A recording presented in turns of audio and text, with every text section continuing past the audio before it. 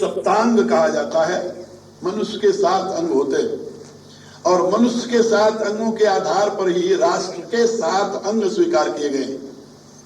और राष्ट्र के 7 अंग का मूल आधार क्या है? विराट का 7 अंग वाला होना। और विराट का जो 7 अंग है वही 7 लोक कहा जाता है।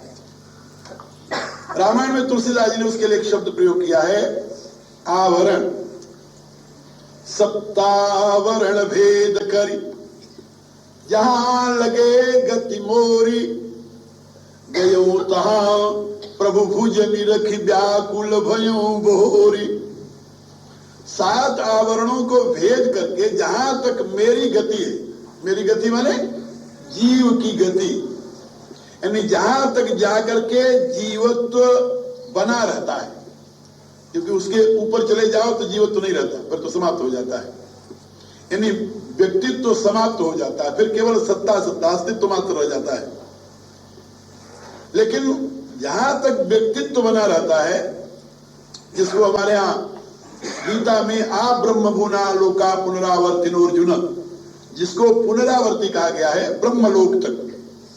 ये ब्रह्मलोक जो है ये वही सत्यम है और उसी सत्यम को स्वयंभू कहा गया है। स्वयंभू को ब्रह्मा भी कहते हैं, उनका लोक सत्यम लोक, और वो 7वां आवरण है। और इसी प्रकार से 7 आवरण है। 7 आवरण, पहला आवरण भूलोक का, फिर भूअलोक का, फिर स्वलोक का, फिर महलोक का, फिर जनलोक का, तपलोक का, सत्यम लोक का। ये 7 लोकों के जो एक एक घेरे हैं उनको आवरण कहते हैं। तो सप्तावरण भेद करी, ये जीव जो है यदि इन 7 आवरणों को भेद कर सप्तम लोक में पहुंच जाए, ब्रह्म लोक तक चला जाए, तो वहां तक जीव की गति चली जाती है, यानी जीवत्व तो बना रहता वहां। जहां लगे गति मोरी, गयो तहां प्रभु भुज निरखी व्याकुल भयो बोरी। वहां भी भुषुंडी जी कह रहे हैं कि भगवान की भुजा मेरे पीछे ही लगी रही। एक बात उन्होंने और बहुत मजेदार कही है, जुग अंगुल कर बीच रह राम भुज ही मोहितार। कहा कि जहां तक हम चले गए वहां तक राम के भुजा से और मेरे में, क्योंकि राम गहन हित भुजा पसारी, भगवान मुझे पकड़ने के लिए अपना हाथ फैलाए और मैं उड़ चला। तो जहां तक हमारी गति थी सप्तावरण भेद करके वहां तक चला गया, लेकिन राम की भुजा से और मेरे में 2 अंगुल का अंतर रह गया, 2 अंगुल का। जुग अंगुल कर बीच राम भुजई मोहिता। कहा भाई वो 2 अंगुल का बीच क्यों रहा, 4 अंगुल का बीच क्यों नहीं रहा, 1 अंगुल का बीच क्यों नहीं हो गया? वेद ने तो बताया ततिष्ठत दशांगुलम, तो 10 अंगुल का बीच हो जाता, यानी गैप हो जाता। 2 अंगुल का गैप क्यों रहा? तो ये वेद का सिद्धांत है। वेद कहता है कि जीव और ईश्वर में 2 अंगुल का ही भेद है, ज्यादा भेद नहीं है। लेकिन 2 अंगुल का भेद कहां है जानते हो? ब्रह्मलोक में पहुंच करके। ब्रह्मलोक से इधर रहे तो ज्यादा भेद हो जाता है। जैसे जैसे लोक से नीचे आते जाओ वैसे वैसे दूरी बढ़ती चली जाती है, समझे? जैसे जैसे नीचे आ जाओ वैसे वैसे दूरी बढ़ती जाती है। यहां से यदि नापोगे तो 10 अंगुल का भेद हो जाएगा। और यदि ब्रह्मलोक तक चले जाओ तुम, तो महाराज भुषुंडी तो सिद्ध यानी आत्मा थे, इसलिए उनके पीछे केवल 2 अंगुल का ही भेद रह गया। 2 अंगुल का भेद वो सर्वत्र देख रहे हैं। तो ये 2 अंगुल का भेद जो है जीव और ईश्वर का, ये बना रहता है, ब्रह्मलोक तक बना रहता है। इसको दूर करके यदि जीव अपने इस दूरी को खत्म कर दे तो जीवत्व से ही सदा के लिए मुक्त हो जाता है, फिर जीवत्व ही नहीं रहता। वेद कहता है कि गता कला पंचदश प्रतिष्ठा, गता कला पंचदश प्रतिष्ठा, देवाश्च सर्वै प्रतिदेवतासु कर्माणि विज्ञानमयस्य आत्मा परे बे सर्व एकी भवन्ति। मुक्तावस्था में जब जीव अपने इस 2 अंगुल के भेद को तोड़ डालता है, आवरण आखिरी उसका खत्म हो जाता है, तो उस समय गता कला पंचदश प्रतिष्ठा, 16 कलाएं होती है पुरुष में। 16 कलाएं सुने कि नहीं? हाँ, कभी बताएंगे 16 कलाएं क्या होती है, आज नहीं, फिर तो पुरुष सूक्त एक तरफ रह जाएगा और आप कल सुनते रह जाओ। तो 16 कलाएं होती, हर एक पुरुष में 16 कलाएं, जितने यहां बैठे हैं हर एक 16 कलाओं से युक्त है। ये नहीं कि भगवान ही 16 कला वाला है, हर एक पुरुष हर एक व्यक्ति 16 कला से युक्त होता है। लेकिन उसमें कितनी कलाएं जागृत है, प्रश्न इसका होता है। सब में 16 कलाएं जागृत नहीं होती, यानी सब 16 कलाओं का स्वामी नहीं होता। हर एक मनुष्य जो है, मनुष्य वो 4 कलाओं का, कोई 3 कलाओं का स्वामी तो है, 5 कलाओं तक का स्वामी हो जाता है मनुष्य, लेकिन सब में 16 कलाओं का स्वामी तो नहीं आता। भगवान जो है जब वो अवतार लेता है तो वो 16 कलाओं का स्वामी होता है, उस पर प्रभुत्व होता है उसका। हर एक मनुष्य का अपने कलाओं पर प्रभुत्व नहीं है। आपका मन आपके बस में है क्या? क्या राय है? ईमानदारी से अपन कहें, नहीं ना? तो कोई इंद्री बस में है? अच्छा, आप चाहें कि कान नहीं सुनना तो नहीं सुनेगा क्या? और बगल में धमाका बजने लगे तभी लड़ने के लिए चले जा, क्यों भड़बड़ कर रहा, बंद कर दे, नींद नहीं आ रही मेरे को। कान ही बस में नहीं है, आंख बस में नहीं है, बिना चाहे बुराई देखती रहती है, और की बात तो लग रही है जीव भी बस में नहीं है। अन्य कलाओं की तो बात छोड़िए, जिन पर आपका कब्जा होना चाहिए ना, वो भी कब्जे में नहीं है आपके। ये तो बाह्य कलाएं हैं, इन पर तो कब्जा होना चाहिए। लेकिन मनुष्य चाहे तो अपने 5 कलाओं को अपने अधीन कर सकता है, तो 5 कलाएं उसमें आ सकती है। मनुष्यों की पहुंच वहां तक है। जो महापुरुष होते हैं ना, महापुरुष, उनमें 6 कलाएं विकसित हो जाती हैं। जो उनसे भी और बड़े हो जाते हैं उनमें 7 कलाएं विकसित होती हैं। हमारे यहाँ ऐसा नियम है सनातन धर्म में, 6 कलाओं 7 कलाओं तक के विकसित पुरुष को हम भगवान नहीं कहते। बात समझे? हम भगवान की उपाधि उसे नहीं देते, हम उसको आचार्य कहते हैं। ऋषि कहेंगे, गुरु कहेंगे, संत कहेंगे, महात्मा कहेंगे, महापुरुष कहेंगे, लेकिन उसे भगवान नहीं कहेंगे। सनातन धर्म में नहीं है। वैसे तो मैं बता रहा था कि ना, भगवान इसमें भारत में 380 हैं, लेकिन वो सनातन धर्म के द्वारा दिए गए टाइटल नहीं है। वो उनको किसने टाइटल दिया भगवान का? मूर्ख जनता ने। सनातन धर्मी उन्हें भगवान नहीं मानता। सनातन धर्मी उसे भगवान मानता है, वहां से भगवत्ता शुरू होती है जहां 8वीं कला जागृत हो जाए। जिस व्यक्ति में 8वीं कला का उदय हुआ, हम उसको अब भगवान स्वीकार करने लगते हैं। तो 8 से लेकर के 8, 9, 10, 11, 12, 13, 14, 15, 16 तक, 16 जिसमें प्रकट हो गई वो तो पूर्ण हो गया, उसको हम पूर्णावतार मानते हैं। ये बात समझे? 8 कला वाले को पूर्णावतार नहीं मानते। भगवान का टाइटल तो दे देते हैं, लेकिन पूर्णावतार नहीं मानते। ऐसे 8 कला वाले पुरुष की उपासना करने का विधान नहीं है। क्या समझे? 9 कला वाले पुरुष की उपासना करने का विधान नहीं है। 10 कला वाले पुरुष की उपासना करने का विधान नहीं है। वो हमारा पूज्य नहीं हो सकता, उसकी हम उपासना नहीं कर सकते। सनातन धर्म में ऐसी व्यवस्थाएं। ये लोग ये सोचते हैं कि सनातन धर्म वाले तो सब चाहे जिसको भगवान बना देते हैं। आजकल की बात अलग है, लेकिन शास्त्रीय विधि जो है, हमारे यहाँ जो आचार्य हैं, जो सनातन धर्म के ज्ञाता है, विद्वान है, वो हर एक जैन केन को भगवान नहीं कहते घूमते।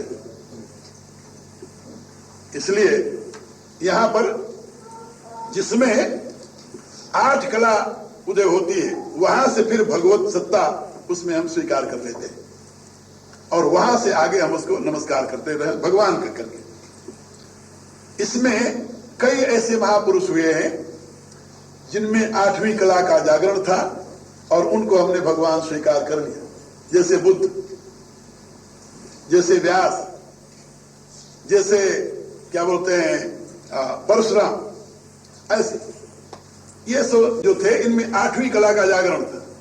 हम उनको भगवान तो माना, लेकिन हमारे लिए वो आराध्य नहीं हुए। हम जब मंदिर बनाते हैं तो मंदिर हम तो राम या कृष्ण का ही बनाते हैं, अवतार, क्योंकि उनको हम 16 कला पूर्ण एते चांस कला पूर्णो रामस्तु भगवान स्वयं, इसी रूप से भगवान व्यासदेव लिखते हैं कृष्णस्तु भगवान स्वयं। तो हम राम को, कृष्ण को हमारे अभी तक के इतिहास में हमारे लिए आराध्य, आराध्य माने जिसका चिंतन करके हम ब्रह्म को आत्मसात कर सकते हैं, उसमें केवल 2 अवतार हुए हैं, राम और कृष्ण, जिसको हम भगवान के पूर्ण अवतार के रूप में स्वीकार करते हैं। वैसे तो भगवान के रूप में हमने कई महापुरुषों को स्वीकार किया है, लेकिन वे वो महापुरुष हैं जिनमें 8वीं कला का विकास हुआ था। 8वीं से लेकर किसी में 8 है, 9 है, 10 है, 11 है, ऐसे। लेकिन 8 से नीचे वाले को, यानी 7 कला वाले को हम भगवान नहीं कहते। आदर के साथ संस्कृत में एक शब्द है भगवन, संस्कृत में एक शब्द है भगवन, और इसका हमारे यहाँ शास्त्र में ऐसा प्रयोग है, शिष्य अपने गुरु को भगवन कह करके संबोधित करता है, क्योंकि गुरु के लिए, शिष्य के लिए गुरु उसका भगवान है। इसी रूप से पिता को भगवान शब्द कह करके संबोधित किया जाता है। इसी रूप से स्त्री पति को भगवान शब्द कह करके संबोधित करती है। वहां पर वो आदर का भाव है, ये नहीं को परमात्मा हो गया सही माने में, ये बात समझे। ये अलग अलग स्थितियां आदर की दृष्टि से, लेकिन यथार्थ जहां पर उपासना की बात आती है, वहां पर हम 8वीं कला से भगवत सत्ता स्वीकार करने लगते हैं। 7वीं 6वीं तक हम उसको आचार्य, गुरु आदि रूपों में स्वीकार करते हैं। और जन सामान्य जो है वो 5 कला तक रह जाता है। ये सनातन धर्म की दृष्टि है। तो यहां मैं बता रहा था कि जब 16 कलाएं यानी उदित हो जाती हैं, जागृत हो जाती हैं, मोक्षाभिलाषी अथवा मोक्षोन्मुख जीव की गति का वेद वर्णन कर रहा है। वो कहता है गता कला 15 प्रतिष्ठा का, ये 15 कलाएं जो हैं, 15 कलाएं वो अपने अपने कारण में लीन हो जाती है। गता कला 15 प्रतिष्ठा और देवाश्च सर्वै प्रतिदेवता सब, और उन कलाओं के जो देवता हैं, हर एक कला का एक देवता है, उन कलाओं के जो देवता हैं वो अपने कारण रूप में अवस्थित हो जाते हैं। देवाश्च सर्वै प्रतिदेवतासु। अब बच जाता है एक कर्माणि विज्ञानमयश्च आत्मा, आखिरी कला। अब उसकी क्या गति होती है? कहा परे व्यय सर्व एक ही भवन्ति, वह परम अव्यय तत्व में, ब्रह्म में लीन हो जाता है। एक ही भवन्ति माने उसमें लीन हो जाता है। तो पूछा गया कि एक ही भवन्ति, किम एक ही भवन्ति, कैसे एक हो जाता है? तो आगे का मंत्र है यथा नद्यः सन्दमाना समुद्रे अस्तम गच्छन्ति नाम रूपो विहाय तथा विद्वान नाम रूपात् विमुक्तात् परात् परम पुरुषं पयति दिव्यम। का जैसे नदियां हिमालय से चलकर गति को प्राप्त होती हुई जब समुद्र में लीन होती हैं, तो समुद्र से एक कदम पहले तक तो उनका नाम होता है, रूप भी होता है, आकृति होती है। कितनी बड़ी नदी है, हो सकती है सिंध नदी हो सकती है गंगा नदी हो सकती है महाब्रह्मपुत्रा हो, बहुत बड़ी नदी है, दूसरा समुद्र है, लेकिन फिर भी उसका नाम है और उसकी आकृति है। लेकिन जहां वो समुद्र में मिली, तहां उसका नाम और रूप ये दोनों समाप्त हो जाता है, न नाम रहता है न रूप रहता है। तो जैसे महानदी अपने नाम और रूप का त्याग करके समुद्र में मिलकर के आगे अब वो समुद्र कही जाती है, अब वो नदी नहीं कही जाती। इसी रूप से यह विज्ञान में आत्मा उस पर ब्रह्म में मिल करके फिर ब्रह्म कहा जाता है, फिर वो जीव नहीं कहा जाता। फिर उसकी और कोई दूसरी संज्ञा नहीं रह जाती। ये वेद का उद्घोष है। तो मैं आप लोगों को ये बता रहा था कि जीव का जो अस्तित्व है अलग नहीं है, वह उस पर ब्रह्म का ही एक अंश है, अंश। और जब अंश अपने अंशी में लय हो जाता है तो अंशी मय हो जाता है, उससे अलग उसका कोई अस्तित्व नहीं रह जाता। और जहां तक अलग अस्तित्व है वो सप्तावरण है, 7 आवरणों तक उसका अस्तित्व बना रहता है। जब तक 7वां आवरण वो नहीं चीरता, नहीं फाड़ता, तब तक वह अस्तित्व रहित नहीं होता। उसका यानी उसका अलग अस्तित्व माने इंडिविजुएशन, जिसको व्यक्तित्व कह रहा था मैं, वो बना रहता है उसका व्यष्टि भाव। इसलिए यहां पर वेद कहता है ततो विराट जायत विराजो अधिपुरुष, उससे विराट प्रकट हुआ और वह पुरुष तो विराट से भी परे। ये विराट में 7 आवरण है, ये मैंने अभी बताया आप लोगों को, 7 आवरण ये विराट में है और इससे परे पुरुष है। लेकिन ये जो 7 आवरण वाला विराट है ये क्या है? देखिए वेद क्या कहता है, पादो अस्य विश्वाभूतानि त्रिपादस्या अमृतम दिवे का ये जो 7 आवरण वाला विराट है वो उसका एक अंश है, एक अंश।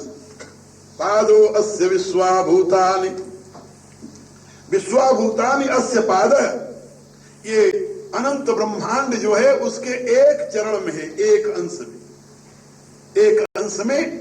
और उसका 3 अंश जो है, 3 चरण जो है वो अमृतम दिवी, वो अमृत में है और प्रकाश में है। दिवी माने प्रकाश में, अमृत माने अविनाशी। उसका 3 पाद अविनाशी प्रकाश में है और उसका एक पाद जो है ये विश्व रूप में प्रकट होता रहता है। आगे के मंत्र में आएगा त्रिपाद ऊर्ध्व उदित पुरुष पादो सेहा भवत पुनः, ये अगले मंत्र का यानी अर्धभाग है, इसकी व्याख्या बाद में करेंगे। पहले आप इसे समझ लें। पादो अस्य विश्वाभूतानि त्रिपादस्यामृतं दिवे, ये विश्वभूत जो है उसके एक पाद में। वेद कहता है ब्रह्म के 4 पाद, चतुष्पाद। अयम ब्रह्म, अयम आत्मा चतुष्पाद है, ऐसा उपनिषद में कहा गया। यह आत्मा चतुष्पाद है, 4 चरण है आत्मा के। भाई परमात्मा को समझना हो, परमात्मा अपने पास तो है नहीं और कोई दृश्य तो है नहीं कि उसे समझा दो। तो ऋषियों ने कहा कि पहले तुम परमात्मा को समझना चाहते हो तो आत्मा को समझ लो। यथा पिंडे तथा ब्रह्मांडे, तुम जो हो, तुम्हारा ये जीवन जो है ये परमात्मा का मॉडल है। अंग्रेजी मॉडल कहते हैं ना, प्रतिरूप। एक सज्जन ने कहा वेद में तो लिखा है कि परमात्मा कोई प्रतिरूप होता ही नहीं। हम कहा नहीं भाई, वेद में लिखा है परमात्मा का प्रतिरूप भी होता है। कहा मैंने तो पढ़ा नहीं। हम कहा फिर सारा वेद नहीं पढ़ा होगा तो हम क्या करें? अब जो आप न पढ़े वो न हो, ऐसा कोई कानून तो नहीं है ना। क्या है, जिसको आप नहीं पढ़े वो वेद में है ही नहीं। तो मैंने उनसे कहा, हम कहा कि देखिए 30वें अध्याय का आप देखिए आखिरी मंत्र पढ़िए, उसमें आपको पढ़ने को मिलेगा। बड़ा ही सुंदर 29वें बड़ा ही सुंदर संदेश है। वेद कहता है, क्या कहता है? तस्य प्रमासी तस्य प्रतिमासी, उस परमेश्वर की प्रमा है, उस परमेश्वर की प्रतिमा है। ये मैं तो नहीं अपनी तरफ से बना कर, यजुर्वेद का मंत्र है। अब उसकी प्रमा भी है, उसकी प्रतिमा भी है। तो उसकी प्रमा और उसकी प्रतिमा क्या है? हमका ये पुरुष। या प्रतिमा माने क्या? प्रतिमूर्ति। प्रतिमा माने जहां पर वेद में है न तस्य प्रतिमास्ति यज्ञनाम महद्यसः, ऋग्वेद का मंत्र है। और ये मंत्र यजुर्वेद में भी है, ये मंत्र कृष्ण यजुर्वेद में भी है। तो वहां पर अर्थ अलग है। न तस्य प्रतिमास्ति, उस परमात्मा की बराबरी का कुछ नहीं है। प्रतिमा माने उसका प्रतिमान, उसके समान, उसकी बराबरी का। यस्य नाम महद्यसः, जिसका नाम महान यश वाला है, उस परमेश्वर की बराबरी का कुछ नहीं दुनिया में। यहां पर जो प्रमा और प्रतिमा शब्द है वह है प्रतिमान। प्रतिमान माने उसका मॉडल, उसकी अनुकृति। ये बात समझे? ये 2 अलग अलग अर्थ है। अब एक ही अर्थ सब जगह घोषित करते जाओगे फिर बनेगा कैसे? हमारे यहाँ कहावत है ना, सब धान 22 पसेरी थोड़ी बिकता है। तो तुम एक ही अर्थ को सब जगह ना बरतो ना। अभी हम यजुर्वेद का एक मंत्र पढ़ रहे थे, तो उसमें आया एक शब्द, तो उसमें माया ही कर्मकार है, तो माया ही कर्मकार है, इसका अभिप्राय क्या? कहा कर्मकार के लिए माया के द्वारा, माया का प्रयोग करो, माया के द्वारा कर्मकार की प्रतिष्ठा करो, या माया के लिए कर्मकार है। तो माया के लिए कर्मकार माने क्या? तो वहां पर एक विद्वान से मैंने पूछा, हम कहा कि वेद में एक जगह आया है मायाम तू प्रकृतिम विद्यान माइनम तू महेश्वर, और यहां माया है कर्मकार, क्या अर्थ करोगे तुम? शब्द तो वही है। अरे भाई, वहां माया माने होता है कला, कला के लिए तुम किसी कारीगर को ढूंढो, माया ही कर्मकार है। माया के लिए, कला के लिए, हुनर के लिए कर्मकार माने कारीगर। ये कारीगर तो आप लोग जानते होंगे ना, यहाँ क्या कहते हैं? कारीगर, आर्टिस्ट। किसी आर्टिस्ट को ढूंढिए, या तो माया माने कला, और वहां पर माया माने प्रकृति। मायाम तू प्रकृति विद्यान, वहां माया माने प्रकृति। माया मात्रम इदम सर्वम, वहां माया माने क्या है? प्रकृति का कार्य, विकृति। यानी एक माया शब्द है, उसके अनेक अर्थ हैं। अब वेद के किस मंत्र में कहा माया शब्द का प्रयोग हुआ, ये देखते हुए यदि अर्थ करोगे फिर तो बात समझ में आएगी, नहीं तो अनर्थ कर डालोगे। इसीलिए यानी एक आचार्य ने लिखा, वो कहते हैं कि अल्पज्ञ से, जो अल्प श्रुत है उससे वेद जो है वो डरता है। वेद क्यों डरता है? कहता है कि ये मेरा अनर्थ कर डालेगा। ये मेरा अनर्थ कर डालेगा। इसलिए हर एक शब्द का हर एक जगह वही अर्थ नहीं होता। तो यहां पर मैं आप लोगों को बता रहा था कि ऋषियों ने कहा कि उस परमात्मा की प्रमासी प्रतिमा से, उसकी प्रतिमा है कौन? ये मनुष्य शरीर, उसकी बिल्कुल मॉडल। क्योंकि जो परमेश्वर के अंग से देवता प्रकट हुए वो मनुष्य के शरीर में प्रवेश किए, इसलिए क्योंकि वो उसकी प्रतिमा है, उसकी प्रतिमा है, उसकी अनुकृति है वो। और वेद के इस मंत्र का भावार्थ तो बाइबल वालों ने भी ग्रहण किया है। Man is the image of God. इसका अभिप्राय क्या? ये मनुष्य जो है परमात्मा का इमेज माने क्या होता है? वही मूर्ति, इमेज, स्टेचू, मूर्ति। ये तो बाइबल वालों ने ग्रहण किया है। इसलिए मैं आपको बता रहा था कि मनुष्य शरीर को जान लो तो तुम परमात्मा को जान लोगे। तो पहले अपने आप को जान लो। तो अपने आप को कैसे जाने भाई? का अयम आत्मा चतुष्पाद। अब आप देखिए, अयम आत्मा चतुष्पाद, यह आत्मा चतुष्पाद है। का चतुष्पाद क्या है? का पहला तो जागृत पाद है। जागृत माने अपन जाग रहे हैं, देख रहे हैं दृश्य, इसको विश्व कहते हैं। दूसरा स्वप्न पाद है, जिसको तेजस कहते हैं। स्वप्न बिल्कुल इससे विलक्षण। आप जागने में ऐसे ऐसे करो तो हवा उड़ सकते हो? नहीं उड़ते। अच्छा, आप में से कितने ऐसे लोग हैं जो ऐसे ऐसे करके रात में सपने में हवा में उड़े होंगे? बोलो, होंगे ना? हाँ जी, देखो हाथ उठाने वाले मिल गए। हाँ, हवा में ऐसे किए और उड़ गए। बिल्कुल सपने में होता है, बिल्कुल। तो ये क्या है? ये सपने वाला बिल्कुल अलग पाद, उसको तेजस पाद कहते हैं। और तीसरा है घोर सुसुप्ति, जहां अपना ही पता नहीं रहता कि अपन है कि राम राम हो गए, पता ही नहीं चलता। किसी को सुसुप्ति में अपना पता रहता भाई? घोर निद्रा में नहीं रहता ना। वो तीसरा पाद है। और चौथा पाद है, उसको कहते हैं तुरीय। वो कब आता है? उसका अनुभव सबको नहीं होता, उसका अनुभव केवल योगी करता है। वो क्या होता है? वो जागृत सुसुप्ति होती है। उसको मैं यदि आपको समझाने के लिए कोशिश करूं, समझा नहीं सकता, लेकिन इतना कह सकता, उससे निकट का शब्द है जागृत सुसुप्ति। जो आपकी घोर निद्रा में अवस्था होती है ना, यही अवस्था होती है। लेकिन घोर निद्रा में तो आपको अपना पता नहीं होता, उसमें आपको पूरा पता होता है। उसको समाधि कहते हैं, वो तुरीय अवस्था है। तो ये 3 पाद तो आता जाता रहता है, आता जाता। आप जगते हैं, सोते हैं, सपना देखते हैं, घोर निद्रा में चले जाते, फिर जग जाते हैं। ये 3 पाद है, ये तो आता जाता रहता है। लेकिन चौथा पाद जो है, जो तुरीय है, वो उसको आप जान नहीं सकते, समझ नहीं सकते, लेकिन है वो।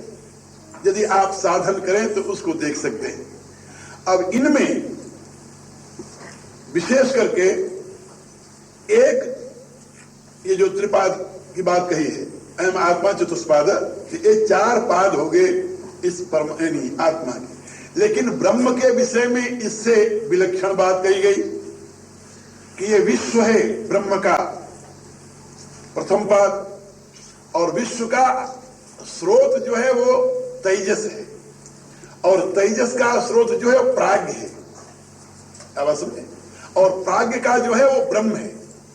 तो ब्रह्म, प्राज्ञ और तेजस, ये 3 पाद अमृतम, अविनाशी है। लेकिन विश्व जो है ये विनाशशील है। विनाश माने क्या? का मरने वाला? बोले नहीं, विनाश माने मरने वाला नहीं होता। विनाश शब्द का अर्थ होता है नाशो कारण लय। फिर याद कर लो, विशेष रूपेण प्रत्येक पदार्थ का अपने कारण में लीन हो जाने का नाम विनाश है। नस अदर्शने, अदर्शने लोप, ये व्याकरण शास्त्र का सिद्धांत है। सांख्य का भी यही सिद्धांत है, वेदांत भी यही मानता है कि जब कार्य अपने कारण में लय हो गया तो कहते हैं ये विनाश, और जब कार्य कारण से प्रकट हो गया तो उसको कहते हैं उत्पत्ति।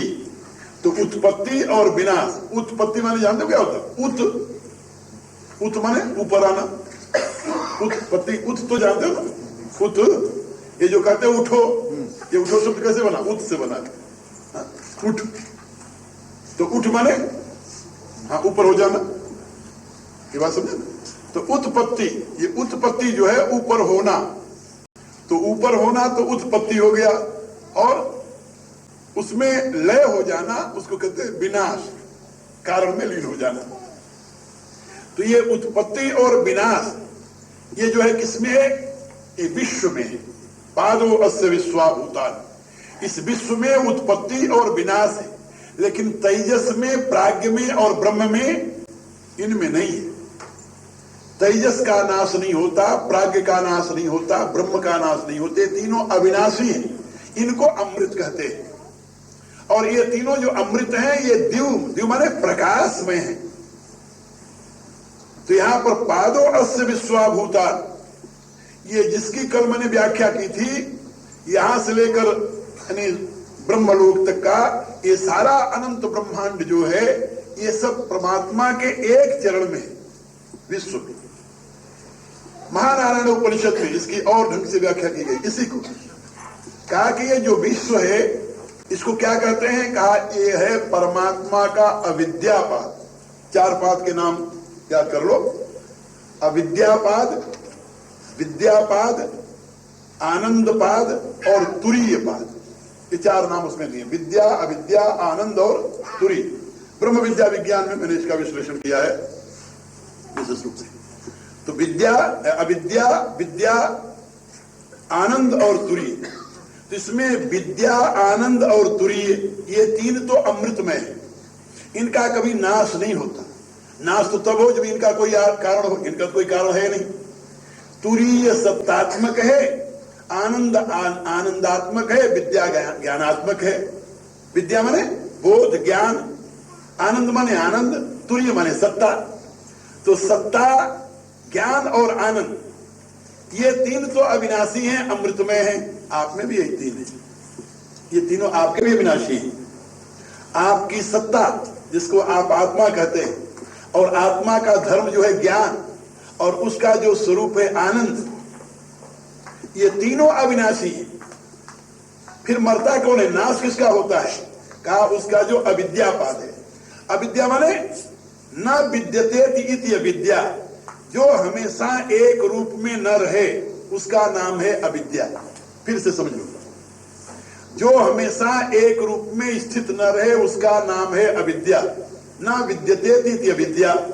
अब जो नहीं एक रूप में रहता वो कौन है? क्या वो शरीर है? ये शरीर एक रूप में नहीं रहता। जब से पैदा हुए अपन तब से लेकर अब तक एक रूप में रह गए, एक सेकेंड भी तो एक रूप में नहीं रहा है। इसलिए एक रूप में न रहने के नाते इस शरीर को कहते हैं अविद्या। ये बात समझे? अविद्या माने है ना कि जो नहीं है, ऐसा नहीं है। अविद्या माने न विद्यते इति, जो एक रूप में नहीं रहता। ये तो सभी जानते हैं कि शरीर एक रूप में नहीं रहता। दूसरा अर्थ किया गया है सांख्य शास्त्र में, विद्या और अविद्या, विद्यते ति विद्या और न विद्यते ति अविद्या। सांख्य दर्शन ने इसकी व्याख्या की, जरा उसको समझो। जो विज्ञान जानते हैं, एक दिन और मैंने बताया था कि जिन्होंने विज्ञान पढ़ा है उनको मेरे वेदार्थ में तुरंत गति हो जाएगी, बात समझ लेंगे। लेकिन जिस भले आदमी ने विज्ञान नहीं पढ़ा उसके लिए बड़ा मुश्किल है इसको जानना, समझना। जो वेद का जो सही में प्रकाश है वो विज्ञान के विकास से जुड़ा हुआ है। जैसे जैसे विज्ञान का विकास होगा ऐसे ही वैदिक सिद्धांत का प्रकाश होगा, उसी प्रकार से। ये बात याद रखना। आज पश्चिम के जगत में जो वैदिक ज्ञान की इतनी महत्ता है वो क्यों है? इसलिए कि पश्चिम को विज्ञान का बोध हो गया है, और विज्ञान के समर्थन के लिए कोई आधार ढूंढता है तो उसे वैदिक विज्ञान मिलता है, वेद शास्त्र मिलते हैं। लेकिन अभी मिडिल ईस्ट में विज्ञान का जन्म ही नहीं हुआ है वहां, और न तो होगा किसी जन्म में वहां भले आदमियों को। हाँ, मिडिल ईस्ट में नहीं होने का। मिडिल ईस्ट माने मुसलमान कंट्री, वहां नहीं होने का ना, असंभव है। और जब वहां नहीं होगा तो बेचारे वेद की महत्ता क्या जानेंगे? उनके लिए नहीं, वहां तो अकल की दखल ही नहीं। इसलिए मैं आप लोगों को बता रहा था कि विशेष रूप से विज्ञान आपको ये बता रहा है। आपके सामने एक खंभा खड़ा है ना, एक खंभा, एक खंभे के दो तत्व हैं, दो तत्व। एक तो उसका मेटर है जिससे खंभा का अस्तित्व है, और एक उसका रूप है जिसको आपने खंभा कहा। समझ रहे कि नहीं? एक तो मेटर है पदार्थ जिसके संघात से खंभा बना है, और एक उसकी आकृति है जिसको आप खंभा नाम दे रहे हैं, दो है ना। तो खंभा जो है ये तो अविद्या है, और लेकिन जिससे खंभा बना है वो विद्या है। ये बात समझे कि नहीं? कारण का नाम विद्या, वो जो मूल तत्व है जिससे वस्तु बनती है वो विद्या, और जो वस्तु की शकल है, जिस शकल में वस्तु प्रकट हुई है उसका नाम है अविद्या। ये सांख्य का सिद्धांत है विद्या और विद्या के विषय में। जैसे समुद्र है, समुद्र के ऊपर लहरें उठ रही हैं, तो समुद्र किसका नाम? जलराशि का, आगाध जलराशि का नाम समुद्र। इसलिए समुद्र तो है विद्या, और समुद्र में जो लहरें उठ रही ना ऐसे ऐसे, उसका नाम है अविद्या। ये बात समझे? लेकिन लहरें नहीं है ऐसा तो नहीं कह सकते आप, ये कह सकते हैं लहरें तो है, लहरें हैं, लेकिन लहरें क्या है? समुद्र की ही अभिव्यक्तियां। इसीलिए वेद ने पहले ही बता दिया, वेद ने पहले बता दिया, ततो विराट जायत विराजो अधिपुरुष। ये जो अभिव्यक्ति है, विराट है, ये तो उसकी लहर है, ये उसी से प्रकट हुआ है, लेकिन वह मूल तत्व तो इससे परे है, इसके पीछे है। बात समझे? और इसकी तो सीमा है, लेकिन उसकी कोई सीमा नहीं है। जायांश पुरुष तत्व तो है महान, तो विद्या, आनंद और तुरीय ये तो पुरुष के स्वरूप है, और अविद्या जो है वो उसकी अभिव्यक्ति मात्र है। जो अभिव्यक्ति है वो अभिव्यक्त होती है और सिमट जाती है, लेकिन जो तत्व है वो तत्व न तो कभी बना है न कभी बिगड़ेगा। बात समझे? तत्व कभी बना नहीं, मूल कॉज जो है वो कभी बना नहीं, और न तो मूल कॉज कभी बिगड़ने वाला है। इसलिए मूल कॉज को कहते हैं विद्या, क्योंकि हमेशा विद्यमान रहता है। एक और उदाहरण सुनिए। सोने से नेकलेस बन गया, नेकलेस टूट गया। आपकी श्रीमती जी ने कहा कि मैं तो नेकलेस नहीं पहनूंगी। कहा तो फिर क्या करोगे तुम? वो कहती इसका एक तो हमें कंगन बनवा दो और एक कर्णफूल बनवा दो। आपने कहा बहुत अच्छा। सुनार भाई से कहा भैया ये इसको तोड़ करके गला करके एक कंगन बना दो, एक कर्णफूल बना दो। वो कहता ठीक है। अब उस सोने का जो कल तक सोना नेकलेस कहा जाता था, आज नेकलेस नहीं रहा, अब क्या हो गया? वो कंगन और कर्णफूल। तो कंगन और कर्णफूल और नेकलेस ये तो सोने के वेरिएशन हुए ना, लेकिन है मूल तत्व क्या? मूल तत्व तो सोना है। सोना तब भी था, सोना अब भी है। लेकिन किसी से कहोगे सोना पहने हो, नहीं सोना नहीं पहने, भाई कंगन पहने। सोना थोड़ी पहना जाता है। क्या रहा है? सोना पहना जाता है क्या? ना ना, सोना नहीं पहना जाता। सोने का कंगन, सोने का कर्णफूल, सोने का हार ये पहना जाता, सोना नहीं पहना जाता। तो सोने में कोई अंतर नहीं आया, सोना सोना है।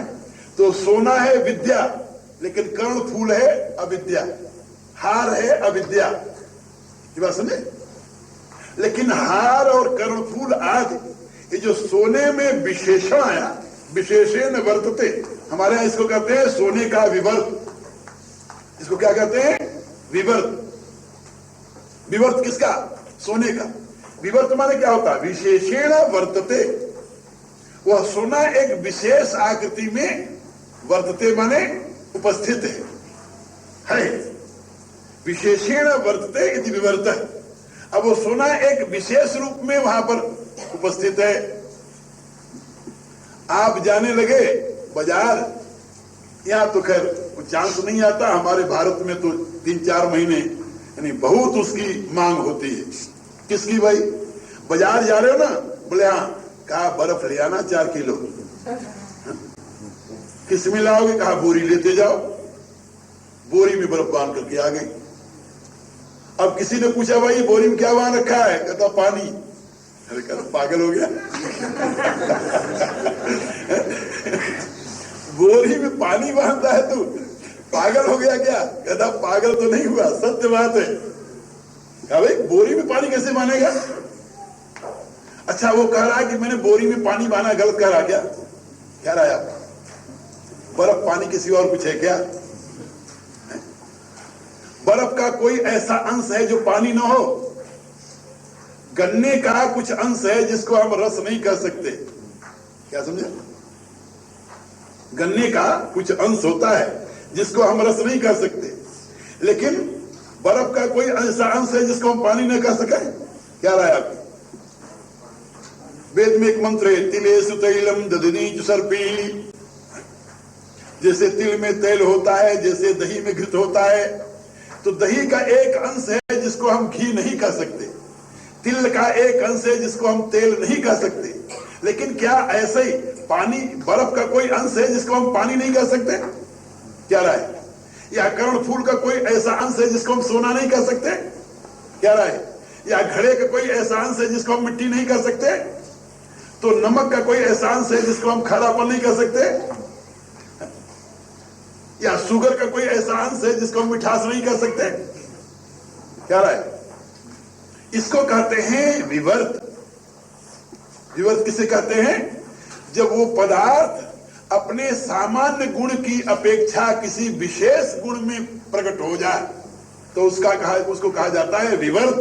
विवर्त माने विशेषण वर्तते। सोना सोना है, लेकिन सोना जब कंगन बन गया तो अब वो हो गया विवर्त। सोने का विवर्त क्या है? कंगन। अब सोना एक विशेष आकृति में हमारे हाथ में कंगन बना हुआ है, वही हार बना हुआ है, वही कर्णफूल बना हुआ है। इसी रूप से मिट्टी मिट्टी है, लेकिन मिट्टी से जब घड़ा बन गया तो घड़ा क्या है? मिट्टी का विवर्त, उसका विशेष रूप बरत रहा है, उपस्थित है। इसलिए मिट्टी में पानी भर लाओ, कोई नहीं भर सकता दुनिया का व्यक्ति, लेकिन घड़े में पानी तो सब उठा करके ले आते हैं। तो मैं आप लोगों को ये बता रहा था कि ये जो विवर्त है, ये विवर्त क्या है? विवर्त है माया, विवर्त है अविद्या। माया माने कला, जैसे मैंने बताया था, माया माने कला, ये कला है और इसी को कहते हैं अविद्या। अविद्या माने ये नहीं कि वो है ही नहीं, है ही नहीं, नहीं, लेकिन एक रूप में नहीं है, जिस रूप में है वैसे ही नहीं रहेगी, वो परिवर्तनशील है। तो ये जो विश्व है, विश्व है, ये विश्व क्या है? परमात्मा का विवर्त, ब्रह्म का विवर्त।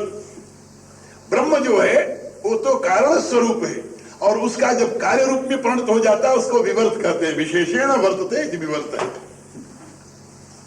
और यह विवर्त जो है वो उससे भिन्न नहीं है, उससे अलग नहीं है, लेकिन वो समग्र रूप से विश्व बन गया ऐसा भी नहीं है। वह ब्रह्म जो है वह समग्र रूप से विश्व बन गया हो ऐसी बात नहीं है। उसका 3 पाद अमृतमय है, अविनाशी है, दिव्य है, प्रकाशमय है, लेकिन उसका एक पाद विश्व रूप में प्रकट हुआ है। पादो अस्य विश्वा भूतानि त्रिपादस्या अमृतम देवे। ब्रह्म का एक चरण, एक पाद, एक अंश विश्व के रूप में प्रकट हुआ है, और उसका 3 अंश, जिसको विद्या, आनंद और तुरीय कहते हैं, ये अमृतमय है। अमृत माने अविनाशी है, और दिव्य प्रकाशमय है। कारण सदैव प्रकाशमय हुआ करता है, ये बात याद रखो। त्रिपादस्या अमृतम दिवे, उसको त्रिपाद क्यों कहा गया? त्रिपाद, और क्या कहा जाए उसको? त्रिपाद क्यों कहा गया? ये त्रि जानते हो किसे कहते हैं? त्रि। ये त्रि अपने आप में बहुत ही महत्व का है। हाँ? वेद में एक शब्द आया है, ऋग्वेद में, व्योमन। ऋच अक्षरे परमे व्योमन। कहे व्योमन क्या है? कहा वी ओम अन, वी ओम अन, इन तीनों से बना व्योमन। कहे है क्या? कहा वी, यह सारा विश्व, और ओम इसका कारण, और अन इसमें आनंद लेने वाला, दुख भोगने वाला, यह व्यष्टि जीव। ये तीनों जिसमें एक में होते हैं वो कहा जाता है व्योमन। व्योमन माने ब्रह्म। अब वो ब्रह्म जो है उसमें तीनों है, इसलिए उपनिषद कहती है भोक्ता भोग्यम प्रेरितारम चमत्वा सर्वम प्रोक्तम त्रिविधम ब्रह्म में तत्। इसमें एक भोक्ता है, एक भोग्य है, एक प्रेरिता है। ब्रह्म प्रेरिता है, जीव भोक्ता बन गया, जगत भोग्य बन गया, लेकिन तीनों है ब्रह्म। ब्रह्म का ही विवर्त है, ब्रह्म की ही विशेष अभिव्यक्ति है। ये तीनों अलग अलग नहीं है, ब्रह्म से भिन्न नहीं है। इसलिए वेद कहता है कि ये सारा का सारा, ये जो वैविध्य है, वैचित्र्य है, ये सब एक चरण में परमात्मा के त्रिपाद, इन तीनों का रक्षक, इन तीनों का आधार, इन तीनों का स्रोत। पात माने रक्षक, पात माने पा धातु है, रक्षणे। ये पा धातु से पिता शब्द बनता है, पति शब्द बनता है, पात शब्द बनता है, आदि शब्द बनते हैं। तो पात माने रक्षक। त्रिपाद शब्द का अर्थ होता है तीनों का रक्षक। तीन कौन? जिसकी व्याख्या की थी, जागृत स्वप्न सुसुप्ति तीनों का रक्षक कौन है? तुरी। विश्व तेजस प्राज्ञ तीनों का रक्षक कौन है? ब्रह्म। इन तीनों का रक्षक, भोक्ता, भोग्य और प्रेरिता, इन तीनों का रक्षक कौन है? कहा वो परमात्मा ब्रह्म। इसी रूप से स्थूल, सूक्ष्म और कारण, इन तीनों का आधार कौन है? कहा वही परमात्मा ब्रह्म। कहा ऋग, साम और यजु, इन तीनों का स्रोत कौन है? कहा वही ब्रह्म। ये बात समझे? तो इन तीनों को कहते हैं त्रि। ऋग, यजु, साम, त्रि, और इन तीनों का आधार रक्षक कौन है? परमात्मा। इसलिए परमात्मा का एक नाम है त्रिपाद। त्रिपाद माने तीनों का आश्रय, तीनों का रक्षक। और जो त्रिपाद है, परमेश्वर है, वह तो अमृतम दिवी, उसके दो लक्षण बताए। एक तो अमृतम और दूसरा दिवी। अमृतम माने अविनाशी, इसको अमृतम को ही कहा गया है सत्यम, और दिवी को कहा गया है ज्ञानम। सत्यम ज्ञानम अनंतम ब्रह्म, वेद में सत्यम ज्ञानम अनंतम ब्रह्म। तो ब्रह्म के लक्षण करते हुए, स्वरूप लक्षण करते हुए ये तीन बातें बताई। सत्य है, ज्ञान है और अनंत है। तो सत्य को यहां कहा गया अमृतम, देवी को कहा, ज्ञानम को कहा गया देवी, और अनंतम को त्रिपाद, वो तीनों का आश्रय, तीनों का रक्षक। ऋग, साम, यजु तीनों का रक्षक, जागृत, स्वप्न, सुषुप्ति तीनों का रक्षक, विश्व, तेजस, प्राग तीनों का रक्षक, ब्रह्मा, विष्णु, महेश तीनों का रक्षक। ये पुराण में जिसको विश्व, तेजस, प्राग कहा गया है उपनिषद में, उसी को पुराण में कहा गया है शिव, ब्रह्मा और विष्णु। पुराण में जिसे प्राग कहते हैं, विष्णु कहते हैं, वो वेद का प्राग है। पुराण में जिसे ब्रह्मा कहते हैं वो वेद का तेजस है। पुराण में जिसे शिव कहते हैं वो वेद का विश्व है। तो विश्व, तेजस और प्राग। जिसे ब्रह्मा कहते हैं वो वेद का तेजस है। पुराण में जिसे शिव कहते हैं वो वेद का विश्व है। तो विश्व, तेजस और प्राग, यही ब्रह्मा विष्णु में, इन तीनों का वो स्रोत है, तीनों का कारण है। इसलिए उसका नाम है त्रिपाद। वह जो त्रिपाद है उसके दो लक्षण हैं। कौन कौन? सत्यम और ज्ञानम। और सत्यम के लिए क्या है? अमृतम। ज्ञानम के लिए क्या है? दिवी।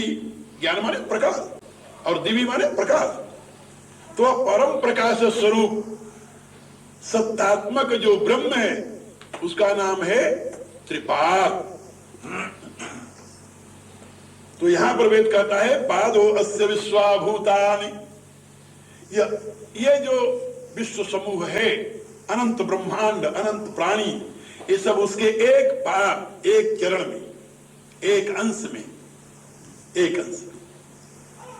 और त्रिपादस्या अमृतम देवी, उसका जो त्रिपाद है वह अमृत में दिव्य है, अथवा वह त्रिपाद अमृत में दिव्य है। ये दोनों अर्थ होता है इसका। वह त्रिपाद, वह स्वयं परमेश्वर, तीनों का रक्षक, अविनाशी और दिव्य है, एक अर्थ है। दूसरा अर्थ है कि उसका त्रिपाद जो है, एक पाद तो ये हो गया, जो विद्या, आनंद और तुरी, ये तीन चरण हैं, ये अमृत में दिव्य है। ये तीनों अविनाशी है, तीनों दिव्य है। विद्या में भी विद्या भी अविनाशी और दिव्य है, आनंद भी अविनाशी और दिव्य है, तुरीय माने सत्ता भी अविनाशी और दिव्य है। इसलिए जहां पर विद्या, आनंद और तुरीय कहा जाएगा, वहां पर कहा जाएगा सत चित आनंद। समझे? वो सच्चिदानंद जो है वो अविनाशी है और दिव्य है। और उस सच्चिदानंद का एक चरण जो है अविद्यापाद, वो एक अंश जो है वो अनंत विश्व के रूप में प्रकट होता है और उसी में लय होता रहता है। ये जो आविर्तिरोभाव की लीला है उसके एक अंश में हुआ करती है। यही बात गीता के 10वें अध्याय में भगवान ने कही, एक अंश से न स्थितो जगत। मैं अपने एक अंश से जगत रूप में प्रकट होता हूं। पूरा का पूरा ब्रह्म जगत रूप में न कभी हुआ है, न होता है, न होगा। जैसे पूरी की पूरी मिट्टी का कभी घड़ा नहीं बनाया जा सकता, बनाया जा सकता है? क्या राय है? पूरे के पूरे समुद्र को, जल तत्व को कभी बर्फ रूप में नहीं परिणत किया जा सकता। ना ना राम को, हाँ हाँ, बर्फ तो बनाई जाती है जल से, लेकिन पूरा समुद्र कभी बर्फ नहीं बनाया जा सकता। ये बात समझे? इसी रूप से पूरा का पूरा अग्नि, कभी सारी दुनिया को यदि आग लगा दो तब भी पूरा का पूरा अग्नि प्रकट नहीं हो सकता। हो जाएगा? नहीं हो सकता। कोई दुनिया में ऐसा बल्ब नहीं बनाया जा सकता जिससे पूरी की पूरी बिजली प्रकट हो जाए। क्या राय आप लोगों की? नहीं होगा ना। ये तो एक अंश मात्र होगी। अंश माने उसका कुछ भाग, ऐसे समझ लो। तो इसको वेद ने समझाने के लिए, हमारे ऐसे लोगों को समझाने के लिए कि भाई उसका एक अंश, ये मान लो 3 अंश उसका अमृतम दिव्य है, अविनाशी और नित्य है। 3 अंश उसका अविनाशी और नित्य है। एक अंश में सारी दुनिया बनती है, बिगड़ती रहती है। ऐसे समझो। ये बनने बिगड़ने का प्ले जो है, आविर तिरोभाव सांख्य का सूत्र है। ये आविर और तिरोभाव की जो क्रिया है, एक अंश में है परमात्मा। जब ऐसा परमात्मा कितना महान होगा वो सोचे पहले। उसके विश्व का ही पता नहीं चल रहा है, उसका कौन पता लगा? वेदांत में हमारे एक प्रक्रिया है कि एक बार नमक से पूछा गया कि भाई नमक जी, नमक को तो आप लोग जानते हो ना?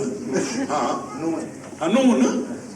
हाँ, नून से पूछा गया कि भाई नून जी, हाँ, आप तो समुद्र से निकले हो। बोले हाँ।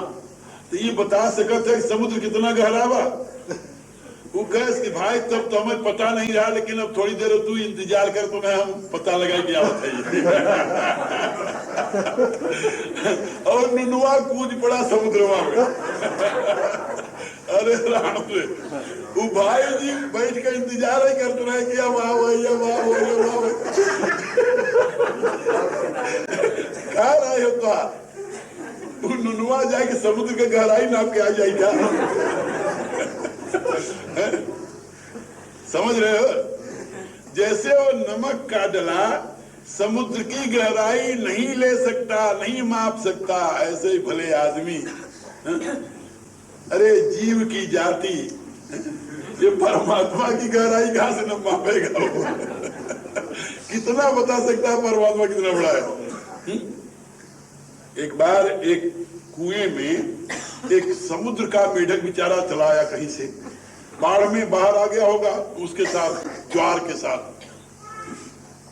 और एक कुआं था उसमें गिर गया। कुएं में जो मेढक थे वो छोटे छोटे मेढक, कुएं के, समुद्र का मेढक तो बहुत बड़ा था। तो वो देखने लगे कितना बड़ा मेढक कहां से आ गया? मेघा। हाँ, मेघा। तो जब समुद्र के मेघवा के देखे कहीं ये कहां से आई? अब कुल इकट्ठा हो गए, कहां से आया भाई? गैस की हम तो समुद्र से आवत है। कहा समुद्र? बोले हाँ। कहा समुद्र कितना बड़ा बा? अरे कहीं बहुत बड़ा बा। एक मेघा कूदे से यहाँ से, इतना बड़ा? कहता नहीं, इससे भी बड़ा। तो दूसरे ने कूद कर कहा इतना बड़ा? बोले नहीं। तो बड़का मेघा जो रहा कुएं का, वो कूदे से कुएं के यहाँ कोने से इनारा के वहां किनारे तक चला गया। कहा इतना बड़ा बा? अरे कहा नहीं भाई। अरे कहा झूठ बोला था। ऐसे बड़ा कहा समुद्र हो? कुल मेघे करे लगे तो हमारे लीडर के यानी झूठ बतावत है, इससे बड़ा और कहा समुद्र हो? अब वो क्या कहता बेचारा? तो मैं आप लोगों को बता रहा हूं कि जो ब्रह्म का ज्ञाता है, ब्रह्म को जिसने अनुभव किया, जाना, चित्त की यानी अवस्थाओं में, समाधि की अवस्थाओं में सातों आवरण को भेद करता हुआ जो उस अनंत से एक क्षण के लिए भी एक हुआ है, अरे राम को वो कहां से बताएगा कि वो कितना महान है? इसलिए वेद का ऋषि केवल इतना कहकर रह गया, एतावानस्य महिमा, ये उसकी महिमा है भाई, उसका प्रकाश मात्र है। अतो जायांश पुरुष, वह परमात्मा तो इससे अनंत गुना महान है। काय अनंत विश्व जिसकी व्याख्या कर दी वो विराट रूप में। अरे कहा पादो अस्य विश्वाभूतान, ये तो विराट उसका एक छोटा सा बच्चा मात्र है। त्रिपादस्या अमृतम दिवी, वह तो त्रिपाद सबका रक्षक अमृत में परम प्रकाश में है, उसके विषय में कुछ नहीं कहा जा सकता। जब ऋषि उसके विषय में कुछ नहीं कहा तो मैं बेचारा क्या करूं। इसलिए समय हो गया, प्रार्थना करो, ठीक है। ओम भूर्भुवः स्वः तत्सवितुर्वरेण्यं भर्गो देवस्य धीमहि धियो यो नः प्रचोदयात्। सर्वे भवन्तु सुखिनः, सर्वे सन्तु निरामयाः, सर्वे भद्राणि पश्यन्तु,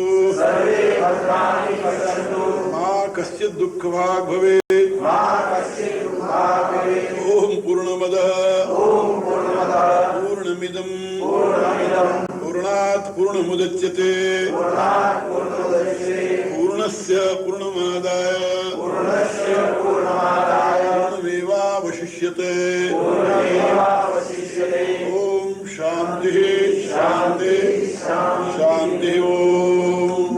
संत तुलसीदास भगवान राम के सामने प्रार्थना करते हैं, भक्तिम प्रयच्छ रघुपुंगव निर्भराम में कामादि दोष रहितम कुरु मानसम च। प्रभु भक्ति दो और कामादि दोष जितने हैं उसको दूर करो।